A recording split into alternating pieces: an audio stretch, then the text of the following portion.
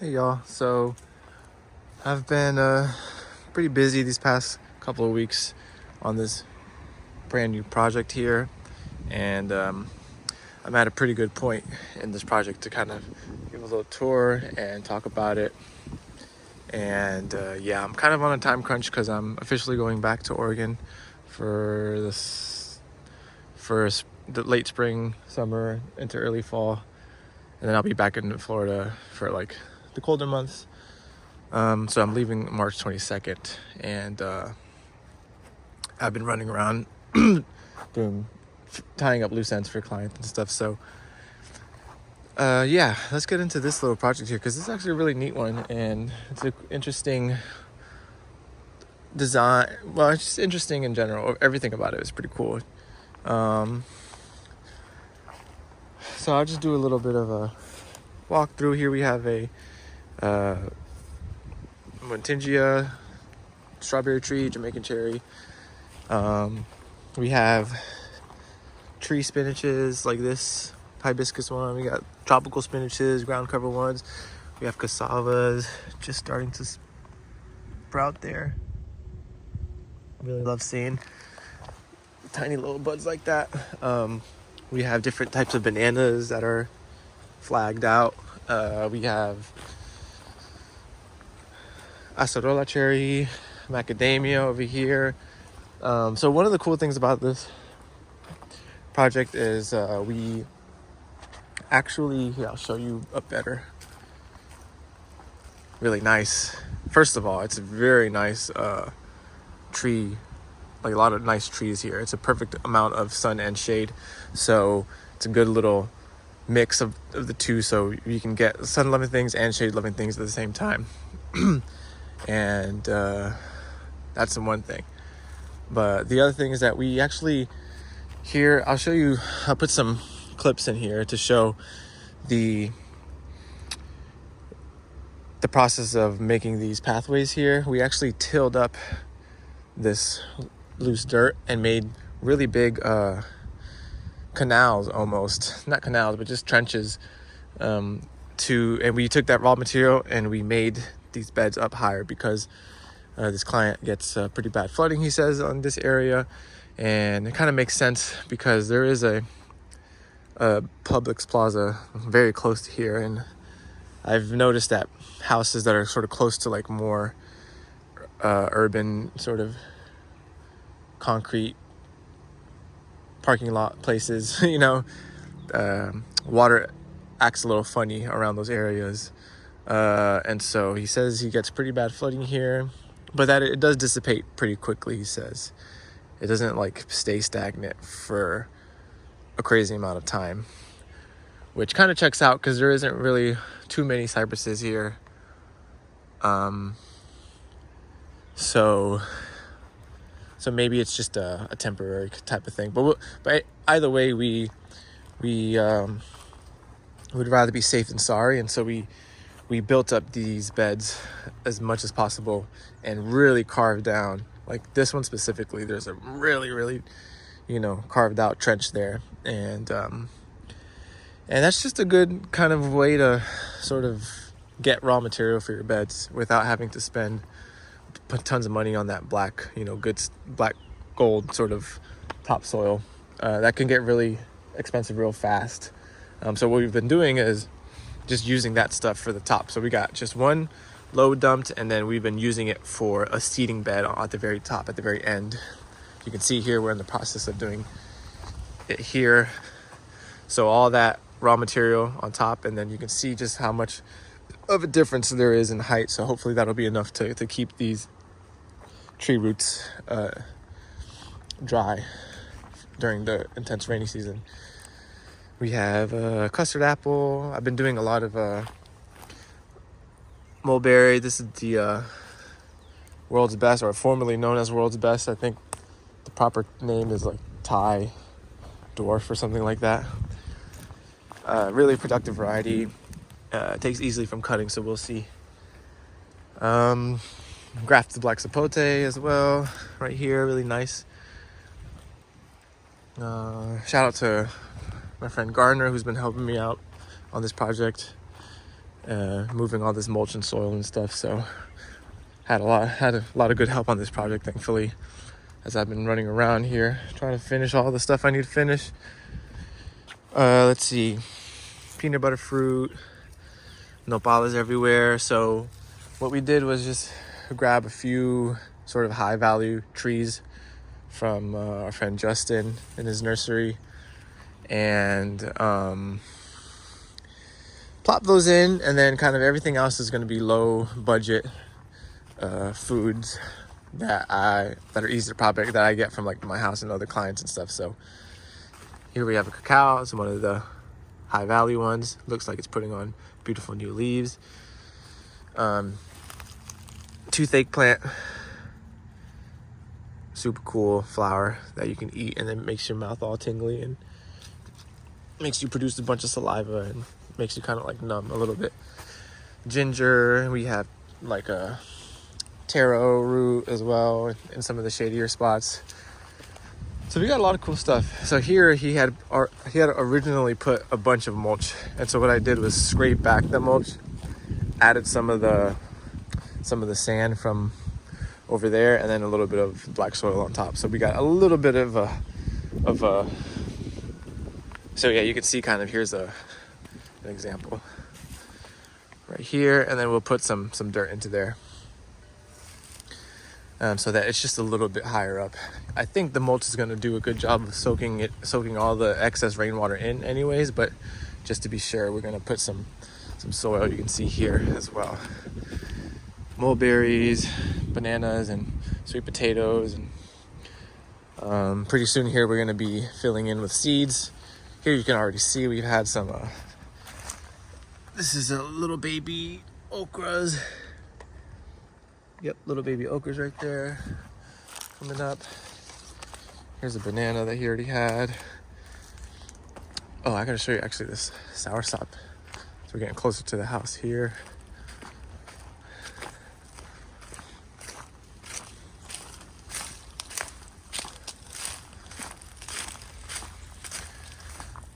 So he said that this soursop was not looking too hot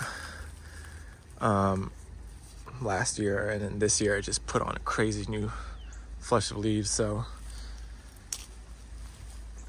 really stoked to see what happens with this soursop. It's looking super healthy. I think all that mulch has helped. And here's a nice little banana rack. So let's see.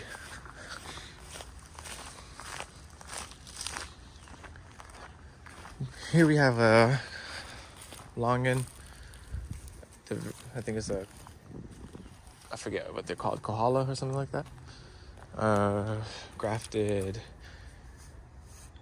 loquat as well. In the more full sun area here is like the most open area. So everything that absolutely needs full sun, we are putting here. Here's some cassava, some more mulberries, some papaya. We're scattering papaya seeds everywhere, some chaya as well. So we're keeping a lot of cuttings of Cuban oregano and all the other Plectranthus species, and longevity spinach and all that stuff as well. So like I said before, we're keeping it sort of low budget as much as possible for this first year, and then we're going to reassess and gauge next year and see how much more space we have for other high value grafted trees. Here's a sugar apple that's coming back to life here. You can see that beautiful new growth. Maybe not. Plugging in some aloe vera as well, trying to get some more free plants, pretty much, as much as possible. But yeah, super interesting little spot. I love the canopy of the already established canopy of trees here. As you can see, I just try to look up and see. You can see we got a good mix of pine and cabbage palms, obviously, as usually the two main ones. And we've also have some earleaf acacias coming up. Here I felled this one. we're making some beds back here too in the more shady spots. So here's an ear leafication. Sometimes ear leafications are weird because it could tell you that there's a presence of flooding. It can handle both extreme drought and extreme flood, so it's like hard to gauge what it's trying to tell you. But according to my client, like I said, there's definitely some flooding out here, and I've seen ear leafications come up where there is flooding, definitely. So here's a Ross sapote.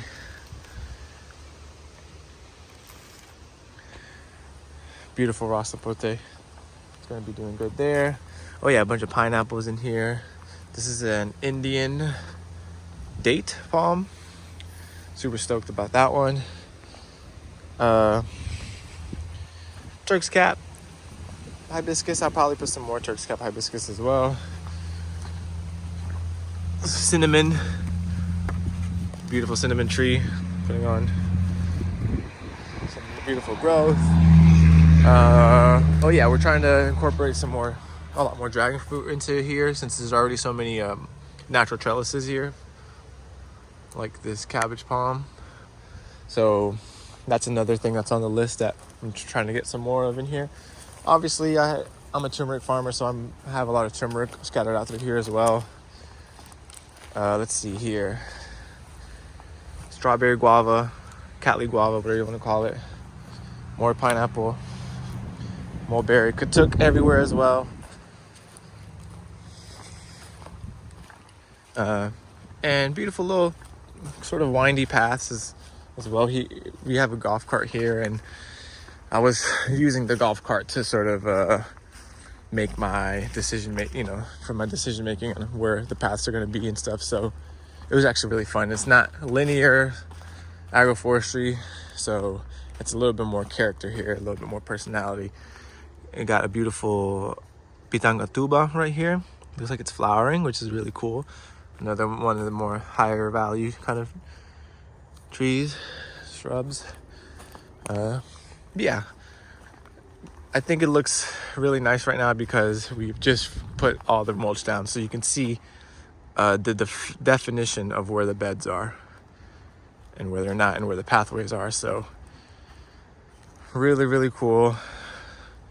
Islands everywhere, and I'm sure it's going to look super cool once things are growing out, and once the ground covers are all sprawling. The sweet potatoes, the longevity spinaches, and I'm gonna have, as per usual, as I always do, is just so many tons of tropical squash seeds, which I love. They're amazing ground covers. So like the Seminole pumpkin, the whatever sort of southern whatever sort of squash does well in the southern states. Here's a tropical almond tree as well in the full sun area. So the Jamaican cherry and tropical almond both love full sun, so they're out here. Here's the other full sun area, and this is our landing zone here for mulch. So we're gonna not plant anything here yet, just so we can have more mulch drops, and we're almost done with this mulch pile, which is awesome. And yeah, I think that's it. This has been a really, really fun project. Been chipping away at this one while I've been doing a bunch of other stuff. I have an update at Mary's because we've been doing some cool stuff at Mary's too. We actually have our first community market this Sunday, March 9th. So I'm looking forward to that, and I've been doing a lot of work to prepare for that. It'll be my only market of the season that I'll be here, but I'm sure the community will keep it going. That's what it's all about. We have jackfruit baby that he had. Some of these plants he already had in a little nursery, so I've just been planting them out. This is a Nagami kumquat, so putting it in this little grove of sable palms, see if it does anything. Citrus could be hit or miss, but the smaller citruses like kumquats and limequats and calamansi, they do pretty decently compared to like the navel oranges and the bigger grapefruits and all that stuff. Passion fruit, of course, because there are so many trees and this one's already starting to grab on. Doesn't take them long. Look at that. That's so cool. Are you kidding me? I love seeing passion fruit do their thing. I just think it's so cool.